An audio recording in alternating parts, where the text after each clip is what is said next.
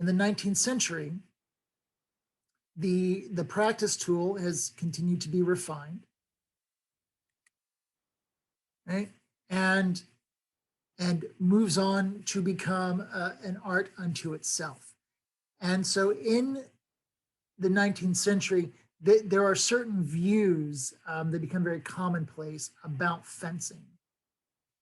And you see them here. Fencing is a graceful athletic exercise. And, you know, certainly during the mid 1800s, right, when it is becoming an issue that people need to get up and move around because they're no longer exercising just on a daily basis because we've hit the Industrial Revolution. And so it is the idea of getting people up and physically using their bodies to develop grace or just in general health. Fencing as the noble art requiring profound study. I love that phrase. And this is looking at, you know, fencing as the serious, you know, as understanding the entirety of the art. And then there is fencing as the practical self-defense, which I, you know, have their realism, because dueling was still quite the possibility. Even though I mentioned foil developing as an art unto itself, and we'll go more into details about that, but because dueling was still a possibility, that fencing still was considered a very practical matter in particular circumstances, but not necessarily all circumstances.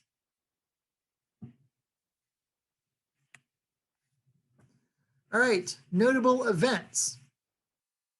As we pointed out, at the end of the 1700s, the Compagnie des Maîtres en Fait d'Armes de Paris goes away with much sadness in my heart. And then from that point on, through 1802, you have the French Revolutionary Wars, where, you know, Napoleon, the young upstart Corsican, makes his way to forming the First Empire. And then by, you know, at the end of the first quarter of the 1800s, they come to an end with the Treaty of Paris, and the empire is now gone. Now, Napoleon himself had passed edicts about wearing the sword and rolling back to, right, the small sword was a symbol of the aristocracy and the nobility. And since you have the uprising of the people, they tried to get rid of all symbols of the aristocracy, and that goes with the small sword. And also the way that they fenced, because they were not of the people.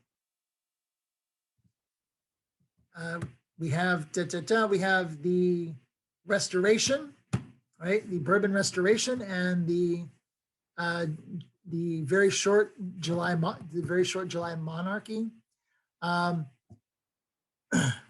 during that time.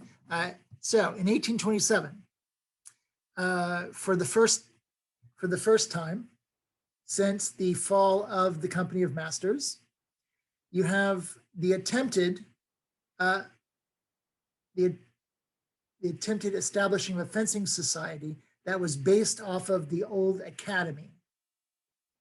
And people like Bertrand, Gomard, Bertrand the Elder, Lebrun the Younger, right? You have these people who were in a way connected with people who came out of the old school, trying to reestablish this sense of an academy of Paris. Well, unfortunately, you know, when you let one revolution happen, they just keep going. So in 1830, that dissolves because the 1830 revolution. And then 1850, you have the Second Empire. And then, of course, you have the Third Republic, followed by the Belle Époque. And in 1896, you have the first Olympic Games. So as we're talking about what's going on, here's a general timeline in which these things are taking place.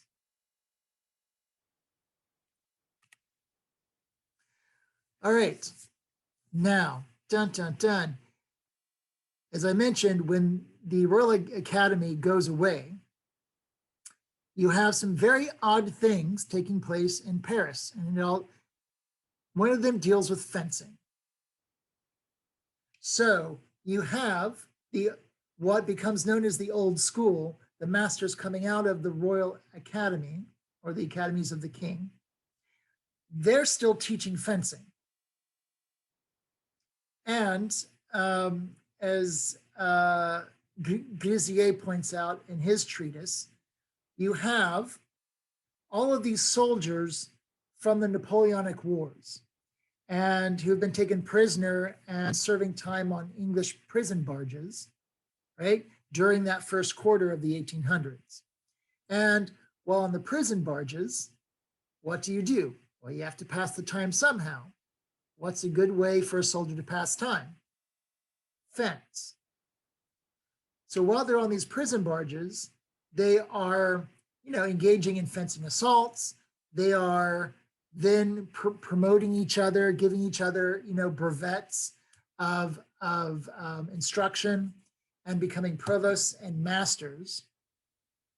And when they're finally released, right, by the 1820s, and they're now back in Paris, well, what are you going to do to get a job?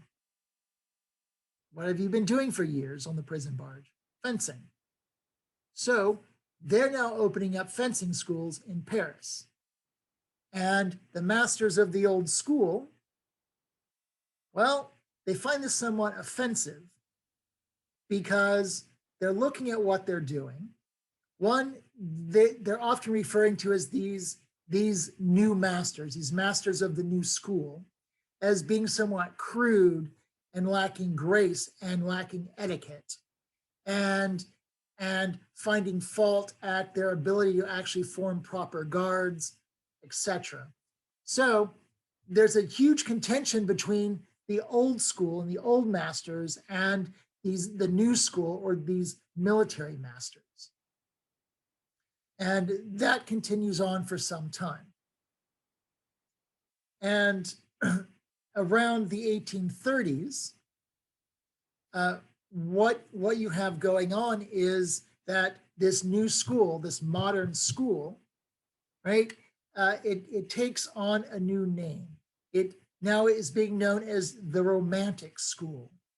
And this is because, like the coming out of the end of the 1700s, right, you have this movement of classicism and romanticism, which infects all the arts, whether it's dance, literature, philosophy, and fencing. You have the classicists, which feel there are rules and structure to any work of art that should be followed and obeyed for it to be good art. And then you have the romanticists, which reject all logic and reason and think that good art, you are moved by your passions and your emotions, and structure is secondary to all of that, if not tertiary. So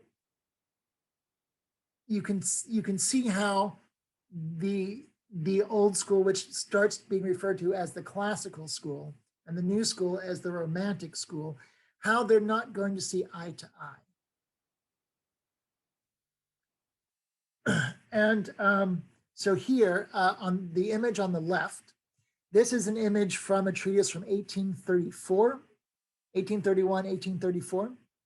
And here on the far right is an image from a treatise from 1867. Okay?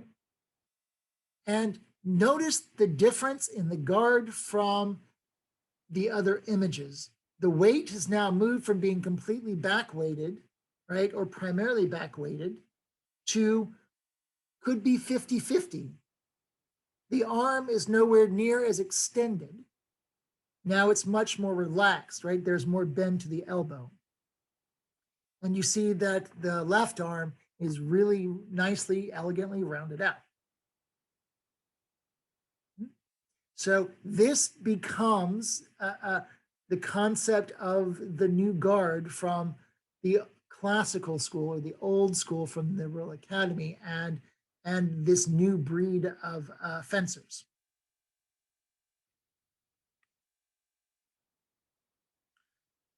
Now, and you notice some of the parry positions before, where the arm was more extended and taking those parries. And here you have, on the left, you have the parry of satine or demi-circle, and you have cart with, as they say, cart prepared for opposition. And notice the point is nowhere near directed toward the adversary on these parries. This clearly changes the timing of the action and how one can continue. All right. So I'm going to, yep. So I'm going to take a moment before we just go through some of these masters. I want to take a moment and talk just a few more minutes about the difference between the old school and the new school. Right? In the new school, the Romantic school, right? When the descriptions of and you have to appreciate the French because they wrote articles ad nauseum about fencing during this time period. And when they're talking about the old school, they're talking about how manners are everything, and your form and your structure, and that it is best in a duel that you receive an injury than look like you don't know what you're doing. However, in the new school, the Romantic school, the form isn't that big of a concern. It is more important to hit at all cost. And when they talk about what is commonplace in the new school are people running in, making attacks, people throwing themselves on the ground and thrusting upwards, people dropping their hands to attack the low line, people not trying to defend, but trying to hit at the same time. And so you can see why there was a lot of contention. Once you dispense of all the rules that are meant around for you to stay safe, because your form and structure facilitate your defense. And then you'd say, well, your structure and form don't matter, just hit them, even if you risk getting hit. Those are radically different mindsets. All right, so here we go. You have the last vestige of some of the old masters, right, from the classical school, as they were being referred to. You have Lavoisier, he's around till 1807. You have the elder Bertrand, who comes out of that Royal Academy. He publishes a treatise in 1801, which I have not found yet. Darcy, right? He's around till 1821. So even though the Royal Academy is gone, these people that come out of it are still around. They still understand the old methods of fencing. It doesn't just disappear overnight.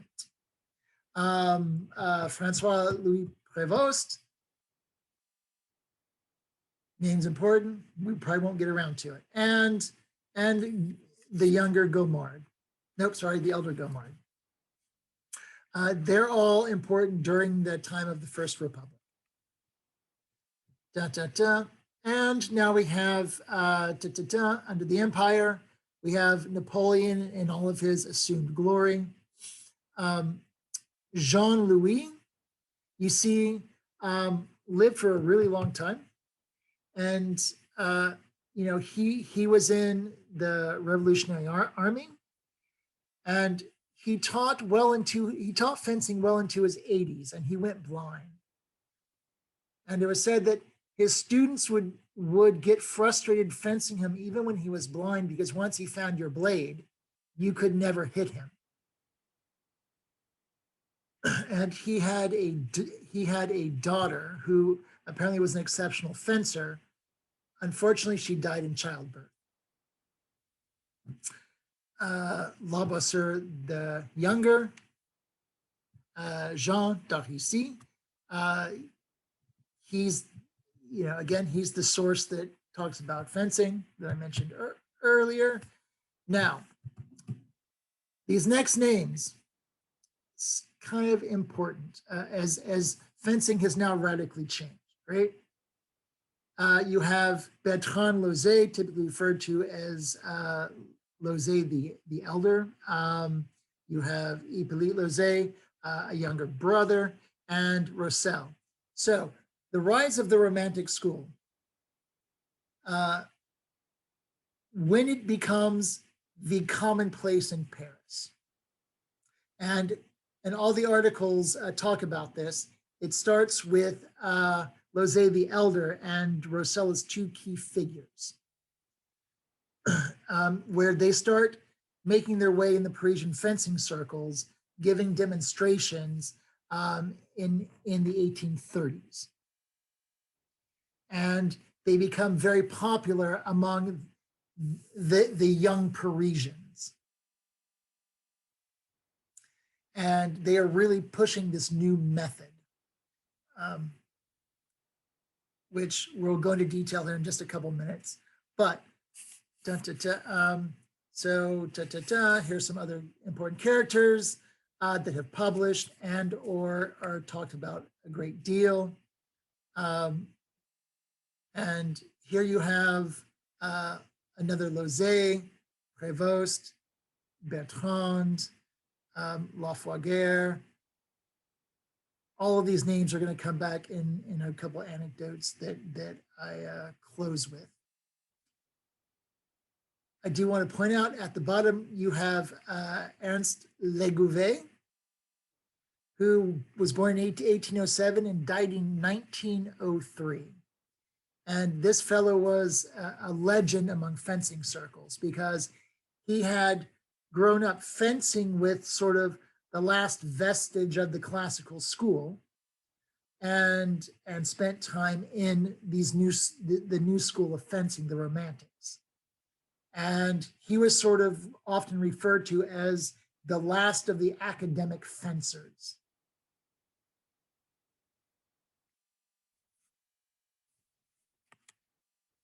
All right, so now the old school, right, or the classical school, which was considered the school of Domenico Angelo, Fabian, Saint-Georges, Labosseur, Justin Lafoiguère. You have the new school, the school of Lauzet and Roussel. And there was, in the late 1800s, you had the formation of a mixed school. So the story goes like this. The mixed school was sort of founded by Joseph Bertrand, the younger. His father, I mentioned earlier, came out of the Royal Academy, who published in 1801. And so Bertrand had said, because he was trained classically, his form was perfect. However, his temperament, because he was very hot-headed and had a very unbridled temper, that his temperament was best suited for the new school. And so he attempted to combine some of these new ideas of the new school with the foundation of the old school. And let me read you an article, or a fragment of an article from, I believe, 1872. 2. And this particular article I'm reading is, it's about Parisian fencing. This is from 1870. And this is from a magazine that was edited by Charles Dickens in London. And this came out, I think, about two years before Dickens passed away.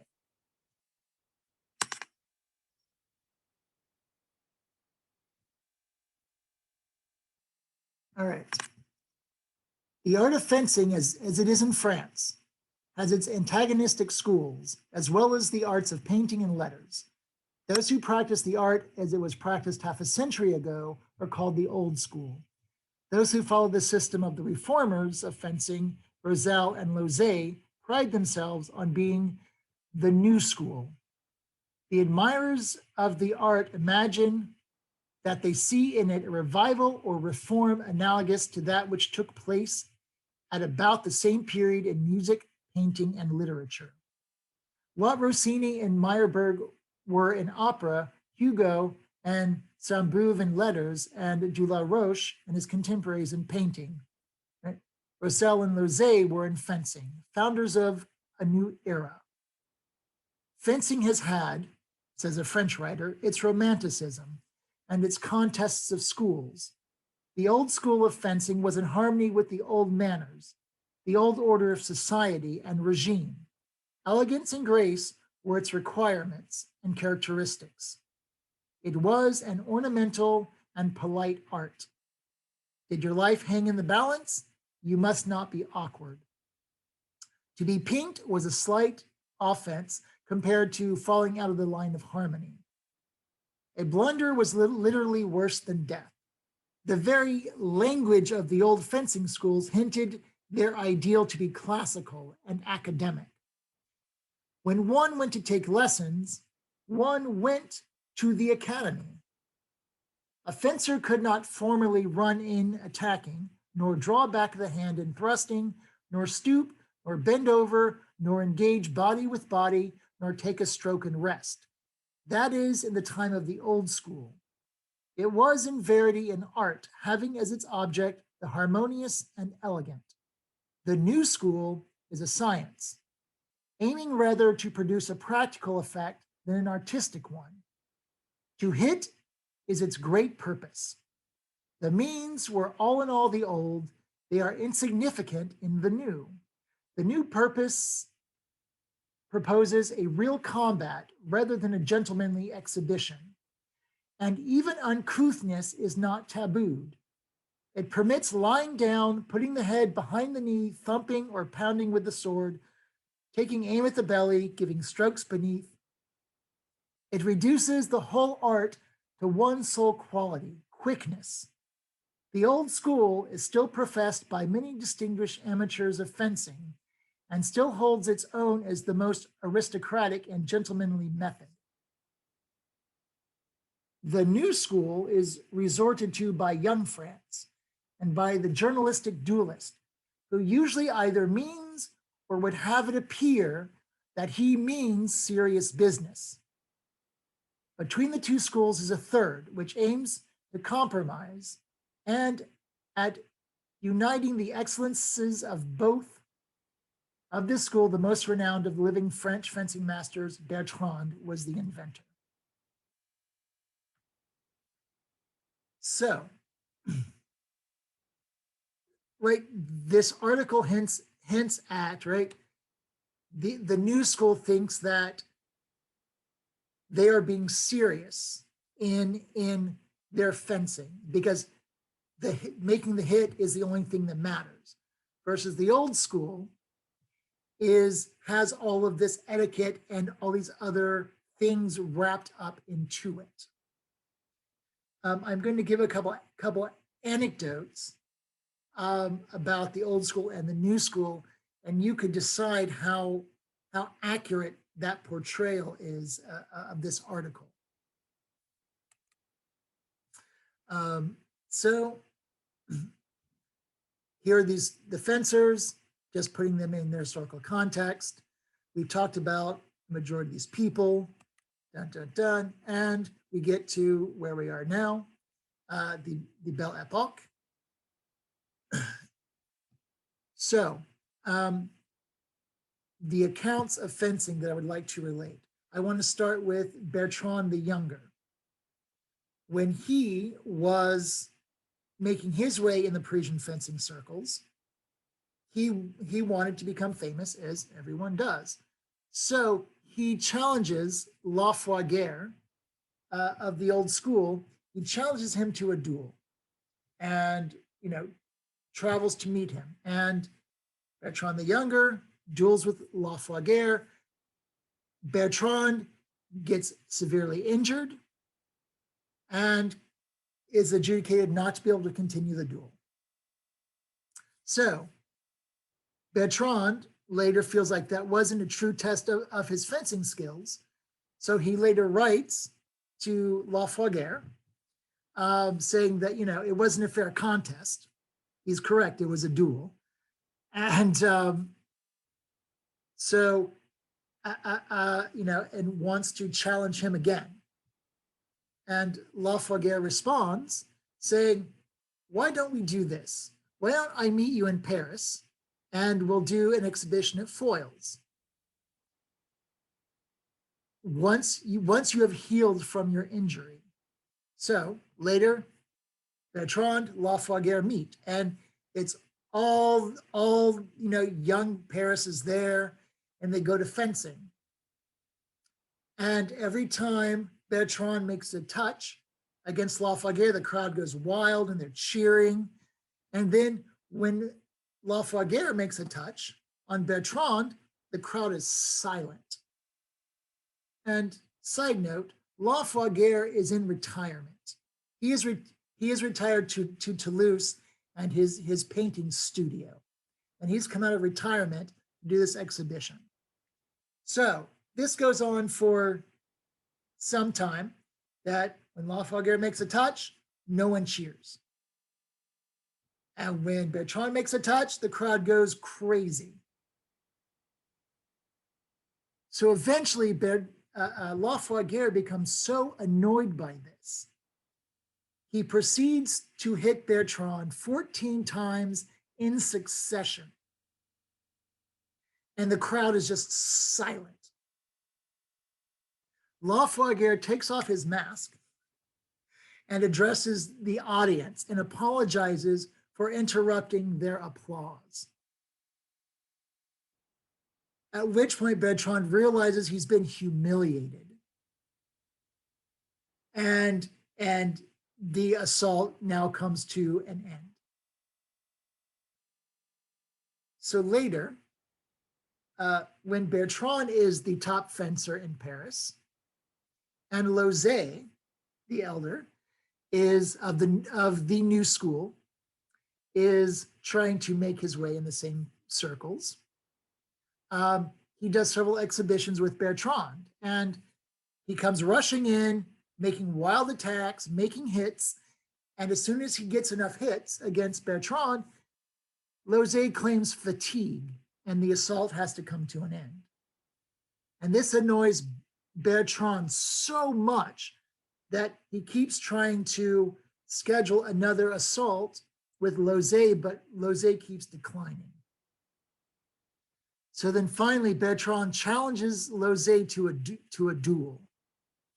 And as the account goes, they meet, they have no shirts on, they have their épées, and as they're going to fence, that Lauzet keeps trying to attack Bertrand's leg, and he's unsuccessful. And Bertrand gets so angry during this because he has a temper, he throws his épée on the ground and picks up a rock and starts beating his own chest with the rock, going, "This is the target. If you're incapable of hitting me, I'm going to beat you to death with this rock."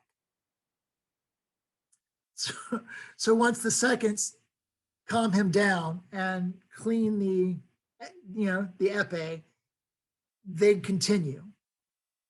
And Lauzet dives in and makes an attack for the leg. And Bertrand hits Lauzet in the chest. And everything comes to a halt. The seconds determine that Losey, and the doctor determines Losey is incapable of actually continuing the assault because of the injury he sustains. And then they're brought back together to make amends. And Losey looks down and sees a little bit of blood on Bertrand's trousers, and then asks, "Did I hit you?" And Bertrand goes, "Yes, can you continue?" Because it's mentioned that because Bertrand's form was so perfect that he never flinched once he was hit in the leg. And the duel was done.